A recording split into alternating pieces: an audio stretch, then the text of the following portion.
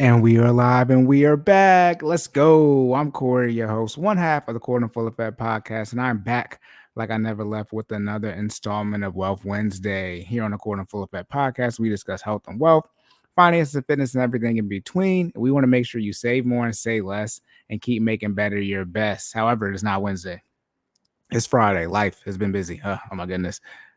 Dude, there's too much stuff going on the last 2 days. I tried to record at night. It didn't work. So here I am recording Friday night. Boom.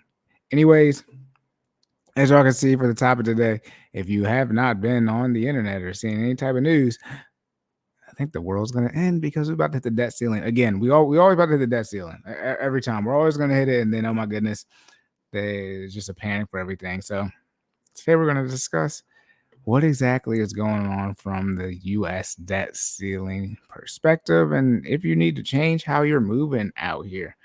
But again, for my information and my co-host information, you can find it in the show notes. See, I'm trying to work on when I'm supposed to tell you guys to hit that like button, share and subscribe. Shout out to the YouTube algorithm. Some people say give your information before. Some people say do it right in the beginning. I don't know when. I'm sideline_Cory. My co-host Jordan is Stop Stalling J. You can find us on Twitter, Instagram, and TikTok. Jordan's business page is FinallyFit06 on Instagram, and then FinallyFit on Facebook. Then his website is FinallyFit.live. All the information is in the show notes. And for those of you who don't know, Jordan and I, for the last two Cory and FinallyFit episodes, which we're doing right now every other Sunday, so one will drop this Sunday, will drop next Sunday. We've gone live the last two of them, and I need to set up the Facebook account so we can go live on there as well. But we will be going live probably for the foreseeable future, essentially permanently, when we do the Cory and FinallyFit episodes. So that is in the works. But again, it is your first time tuning in on Wealth Wednesday. Since there's no fitness information and Jordan's not here to derail me, or am I derailing him? We get straight to the finance information. And this time, where are we going this time? Oh, snap. If you don't know, I don't know how to share my screen. I never know how to share my screen. Every time I try to share my screen, even at work, it's a struggle. So boom. Look at this. Shout out to this love sack. This love sack, that's probably because I got a coupon in the mail. But all right, we're at CNN today, so definitely a reputable source. Nothing but truth. But here's an opinion. Ignore the apocalyptic. If you don't know, first time tuning in, I do not read these articles ahead of time. I pull them up and just see how long they are so I can prep about how long we're going to be going. But other than that, I do not read them. But ignore the apocalyptic talk about the debt ceiling. Also, I have not looked at his name yet, but I always struggle to read the author's names. They're just more difficult than they need to be. So what happens when you have a computer science degree? I guess your English isn't on the best side. This is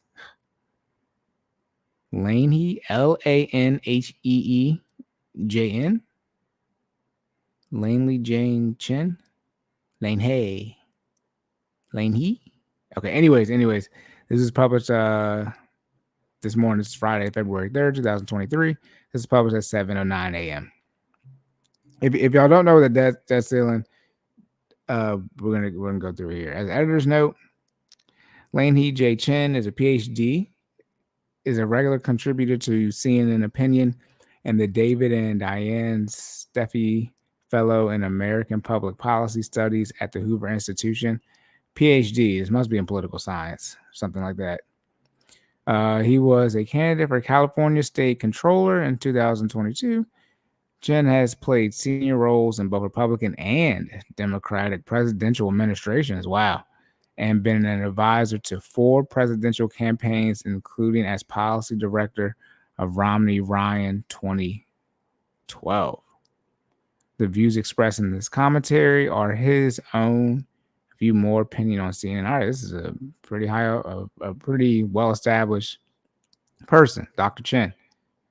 Okay, President Joe Biden and House Speaker Kevin McCarthy met this week for the first time since McCarthy's election as Speaker amid much fanfare but low expectations. Also, as well, I know I talk fast. I've reminded myself again. I've been watching a few episodes as I'm talking fast. I'm talking fast, telling y'all that I talk fast, but I'm trying to work on slowing down so you guys can hear everything that I say. With a looming debt crisis, also a story of my life that I talk fast. Oh my goodness. With a looming debt crisis facing the country, The public messaging on both sides was clear. There's not a whole lot we agree on now. Shout out to Republicans and Democrats. So let's keep the conversation going. One would say if you don't agree on stuff, you would stop. I guess if you want to have a great relationship, you would continue to speak to iron things out. But let's keep the conversation going.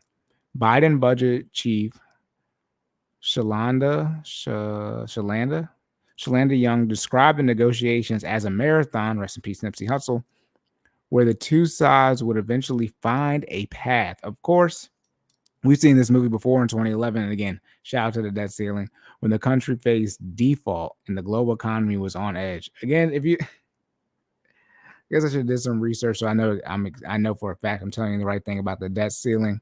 But in short, just view America just like you. America can quote unquote go bankrupt. Right? We can talk about fiat currency, right? Is money real? Things like that.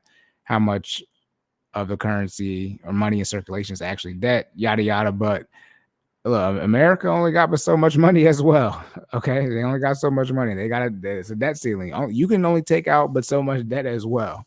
Okay, so you're in the same place as America. But again, talking about 2011, when Obama was president, global economy was on edge. Again, at the time, President Barack Obama and Republicans in Congress reached an agreement in the last few hours before catastrophe was set to strike. This article has apocalyptic and catastrophe. I want to be very, very clear. Just it's sort of like Y2K. Millennials, I mean, later millennials like myself probably don't remember exactly, but they thought the computers were going to be able to handle the new dates, going over from 1900, 1999 to 2000. So they thought the computers were going to break. That didn't happen. They thought the world was going to end. And let's be clear, if the U.S. hits the debt ceiling, the world's not, it's not like the Earth is. I've been trying to do these fasters now, but I'm getting better at like analyzing these articles as I'm talking to y'all live. The world's not going to end. Like the Earth's not going to be like, oh crap, you're at the debt ceiling. Let me time to blow up. The sun and the moon aren't going to be like, oh look, the U.S. They hit the debt ceiling. It just the words that people use. I mean, this is the definition of fear porn. Oh my goodness.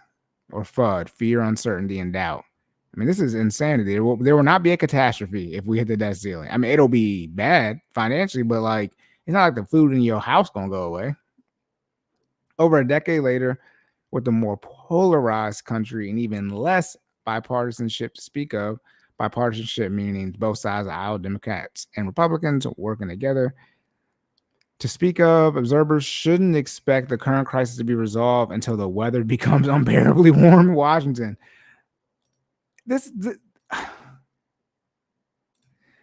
I get so confused sometimes. So they just said since the bipartisan relationship is pretty much non-existent or worse than it was in 2011, we shouldn't expect this to be resolved until the weather becomes unbearably warm in Washington. In short, until they have, no time left. However, back in 2011, when the relationship was better between the Dems and the Republicans, they still said that they waited to the last few hours. Wouldn't the last few hours in 2011 that they waited until, should I say, wouldn't that be a time when the weather became unbearably warm in Washington? I can stop everything right here. It's going to be the same thing as last time. They're probably going to wait to the very end, just like they did in 2011. This is just a lie. This whole statement contradicts itself. Yeah, in 2011 they had a better relationship than they do now, but they still waited until it became unbearably warm in Washington. This is what I'll be talking about. My goodness. One of the deal makers who facilitated the 2011 deal was none other than Joe Biden. Shout out, remember, in 2011, President Biden was Vice President Biden. Now, many in Washington are trying to predict what might unfold over the next several months as the once and future deal maker approaches yet another debt ceiling crisis, but this time as commander-in-chief. They gave his title, and he in charge of the most powerful military on the planet. Why does it matter if he's commander in chief? We talk about the debt ceiling. Shout out to all the money we spent on our defense. But I mean, like, what? I know that's just another name for the president. But anyways, shout out to George. The current crisis presents an opportunity for moderates in both parties to unite around the need to both raise the debt ceiling, but also to put in place lasting changes that will fundamentally improve America's fiscal trajectory.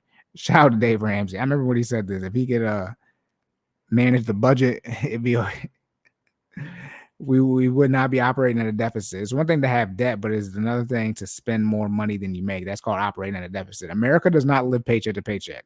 America operates at a deficit. So let's say America has $1, they spend $1.50. It's not like America has $1 and they're spending 95 to 99 cents. That's paycheck to paycheck. No, America has $1 and they're spending $1.50. Where did they get this 50 cent from that they don't have? Shout out to China.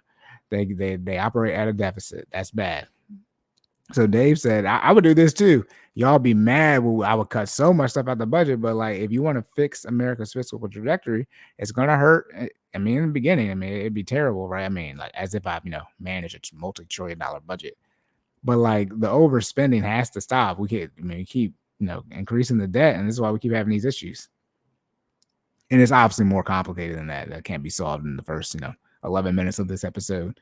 But while we wait for an outcome, here are a few themes and trends to watch out for. Process matters. A final agreement between the White House and congressional Republicans is likely to hinge on whether a process can be put in place to address federal spending. It's unlikely negotiators reach a deal that includes a debt deal. A debt deal sounds so bad. I guess that's sort of redundant, right? A debt deal that includes specific spending reductions, say that 2 times fast, reductions, or even, right, again, spending reductions. All right, yeah, shout out to making things complicated. One of the ways to help lower your debt is just to reduce your spending. Especially if you're operating at a deficit. If you're operating at a deficit, then that means some of your spending is being supplemented by someone else. If you lower your deficit, you lower your spending, you can work on lowering your debt / your deficit. Oh my goodness. So that deal that includes specific spending reductions or even general targets to watch. Can y'all see this? Can y'all see this article? That's better. My bad. It's unlikely. Okay, yeah, debt deal. Okay, boom. So watch for them to instead of the debt deal, they're going to establish a process through which those details can be hammered out. It will be far easier for negotiators to agree on broad terms, right? Such as the idea that deficits and the debt deserve some attention rather than specific changes to programs or even overarching areas of spending cuts, like on defense. Again, I said defense or domestic discretionary programs. That's I don't know if this is that, but essentially domestic discretionary programs might be government benefits, SNAP, things like that, Section 8. See, this is saying it'll be easier for them to agree on broad terms, such as the idea that deficits and the debt deserve some attention rather than specific changes to programs. So it's like, let's fix the debt. Like, let's figure out how to get rid of this versus just quote unquote reducing our spending, right? That's just a general statement. The 2011 debt ceiling crisis was ultimately averted through the creation of a congressional super committee, officially called the Joint Selection Committee of Deficit Reduction. The government got one thing the United States government can do is create some names and acronyms. I mean, the people in charge of that stuff, they can create some stuff. I mean, it's just like their word, not even really word play, but they'd be creating some names. It's like, this is an acronym? Like, my goodness. That was tasked. Okay, this committee was tasked with developing a specific plan to reduce deficits. How did that work? I don't read ahead. I know I can see it, but I don't. Unfortunately, that committee could not reach bipartisan agreement on a final proposal. So how did that work? It didn't work, resulting in the imposition of spending caps that reduce both defense and non-defense discretionary spending on a broad range of items in education, health and human services, and even public safety. All right, so public services got reduced. What sort of process might be put in place as part of the debt ceiling in 2023, right? So bipartisan legislation, right? Democrats, okay. Senator, shout out to Mitt Romney. So they want to preach it. They want to focus on fiscal issues, right? There's a bill called the Trust Act, which would create a bipartisan and bicameral rescue committees that was shore up and reform entitlement programs that Medicare and Social Security before their trust funds run out of reserve.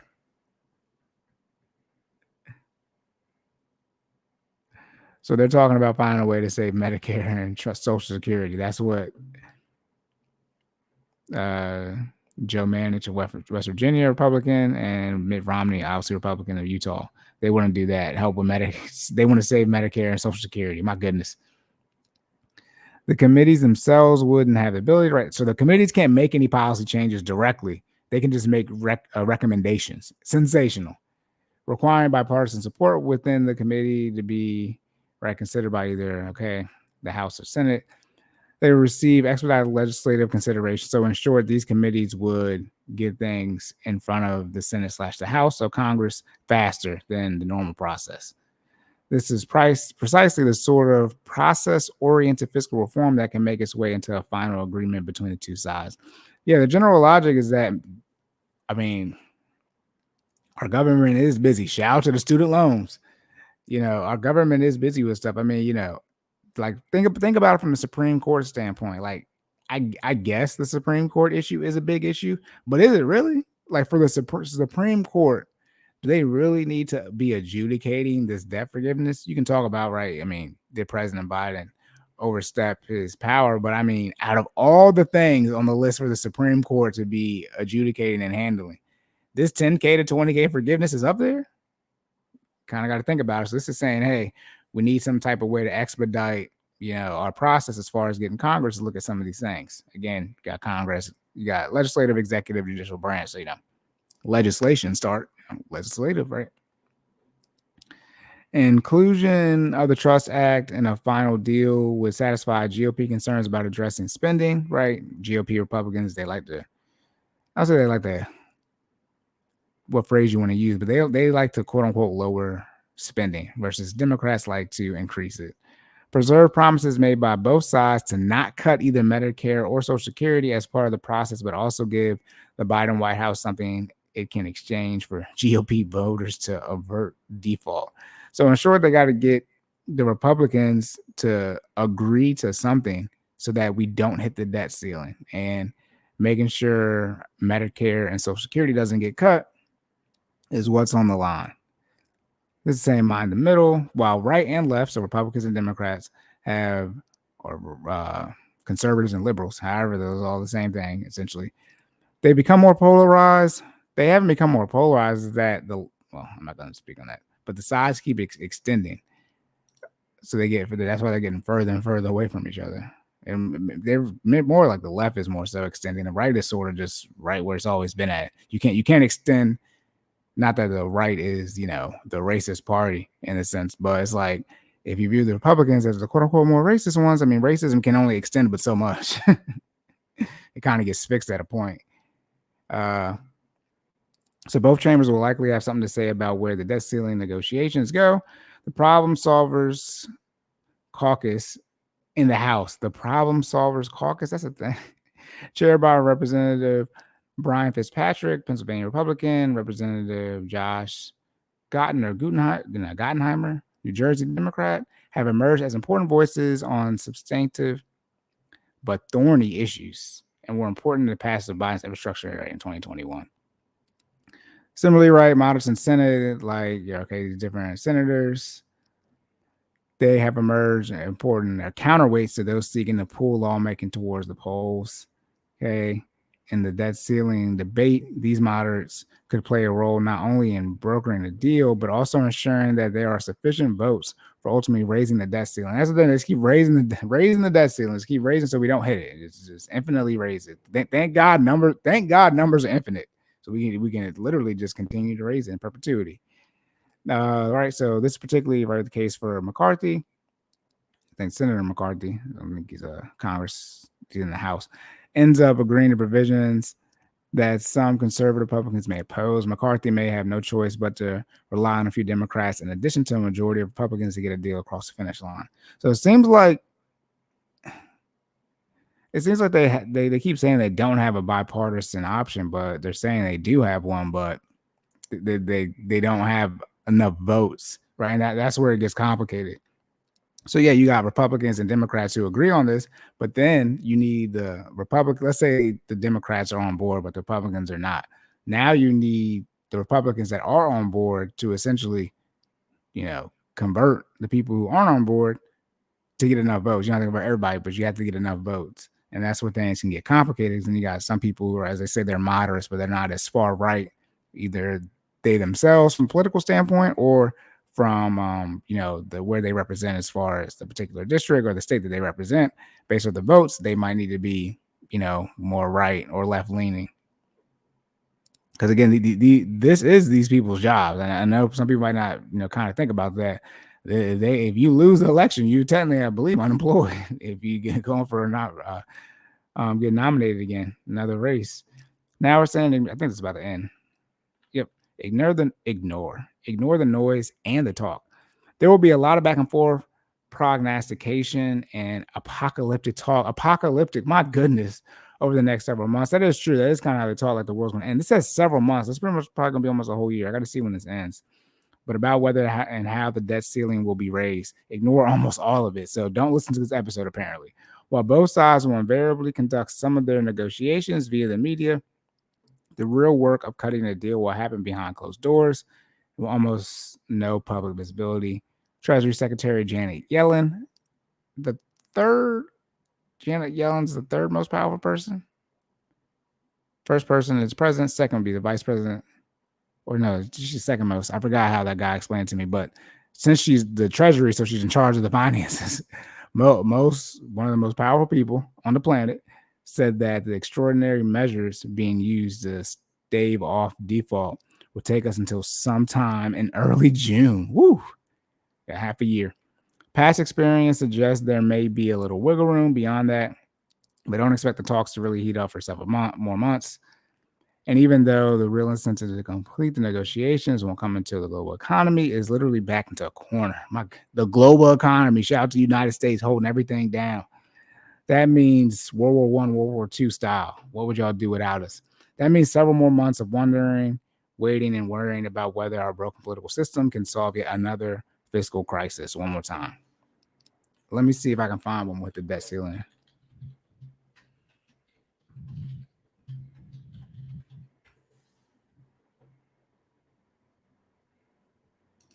Now I was saying we hit the debt ceiling. So I guess we hit the debt ceiling, but the measures are going to take us to sometime in June, a little after.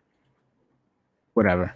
All right. Whatever in the sense of it, this is just something to discuss so that I was going to tell you not to worry about it, but I said, let me see if I can find an article that's going to say, don't worry about it. All right, y'all, again. So for the debt ceiling, it is literally a non-issue. Depending on where you live or where you work at, your job may be impacted by this, right? It could impact you as far as how much they talk about cutting spending, right? Defense spending, things like that.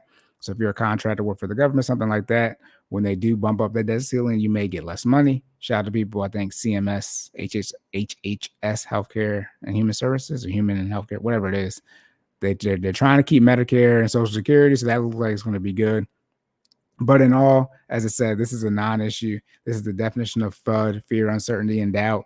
This is going to make headlines. Stock market may or may not be impacted by it, but I think the stock market's been on a little bounce the last, couple of weeks or so. But then again, right, it could be a dead cat bounce where it's like it bounced up, but it's about to go back down and plummet again because as this debt ceiling talk starts to heat up, you could see the stock market get hammered by it, or the other way, right? But then you also got the Fed too with their Fed rates. It's so much going on, right? You still got inflation that needs to get handled, and they keep raising the rates. It's a lot of stuff going on. Don't pay attention to the noise. Stay focused on what you're doing. Regardless of how, what you see on the news, either you do or don't feel comfortable with your current job security. Job security could be defined as your ability to get another job, not keep the one you have. But if you think you don't like the way your job's going currently, just start looking to apply for a new position, start refining your skills, look at your resume, right? Shape it up, et cetera, et cetera. Don't worry about whether or not the government's going to come and, make sure you got some more money if you're a contractor or on, the defense side, quote unquote, and not cut, what they currently have for the budget. It's on you to take care of your life. Again, when it comes to managing your finances, stay focused on what you're doing. Don't listen to any of this stuff unless they straight up say the world's going to end. But they've already said that. I read apocalyptic twice and catastrophe in that article. Again, as I said too, even though the bipartisan relationship has gotten worse, is going to be since 2011 when Obama was president. It's still going to relatively be solved at the same time. Remember, the bipartisan relationship, which is needed to get this debt ceiling raised, was better in 2011. They still did it in the last couple of hours. Now, if it's worse, what are they going to do? Still, in the last couple of minutes, like, oh my goodness. I mean, so that's it, y'all. Shout out to the debt ceiling. They're just going to keep messing with it, and then eventually they'll fix it, probably in the late summer, early spring. Always remember the government calendar, the fiscal calendar is from October 1st, September 30th. So it's not on the regular traditional calendar. Ooh, excuse me, but that's it. Okay, I'm about to say locked and loaded. I don't got the soundboard on me. But again, any questions or concerns, you reach out to myself or leave comments. Again, I'm _Cory. My co-host Jordan is Stop Stalling Jay. We are on Twitter, Instagram, and TikTok.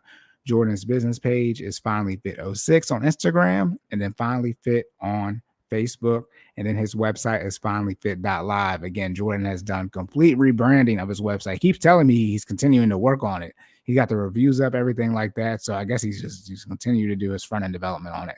But the website is up. Again, Monday, Wednesday classes online, 5:30 a.m. More intermediate advanced. If you don't think you're ready for those, he is offering Tuesday and Thursday classes at 6 a.m. All right. Then I believe, I'm not going to say he's doing in-person training. I don't think he's doing in-person training. I can't remember everything Jordan is doing. I'm not Jordan. For myself, financial coaching, $50 for one 1-hour session a month, $100 for one 1-hour session a week. Up to that, right? You get as many of those we can meet with. And then all this information is in the show notes. Again, like, share, and subscribe. Any questions, concerns, you can leave a comment, leave a DM on the podcast platform, leave those rating reviews as well. But all right, y'all. Again, I was going to do this. This probably been crazy with me and Jordan reading this. It was always crazy with me and Jordan. That's why it's according full effect podcast. We've been full effect, but we would have read this. I'm kind of glad we what did I do on the last episode, y'all? Recording full effect.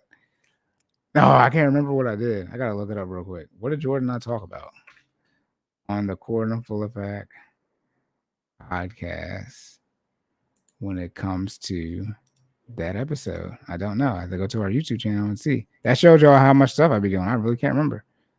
It was a live. Oh, we talked about the Republicans getting rid of the IRS. Yeah. Unlikely. They're not going to get rid of it. They're trying to change the tax to a 30% flat tax and get rid of federal income taxes. Regardless, though, I'm glad we did that one instead, because this is more definitely on the Wealth Wednesday side of things. But all right, y'all, I'm out of your hair before 30 minutes. I know some of them are a little bit longer, but remember, if you have any questions, concerns, reach out. I keep saying that, but as always, I give the outro. Remember to save more and say less. Keep making better your best. And I will catch y'all in the next one.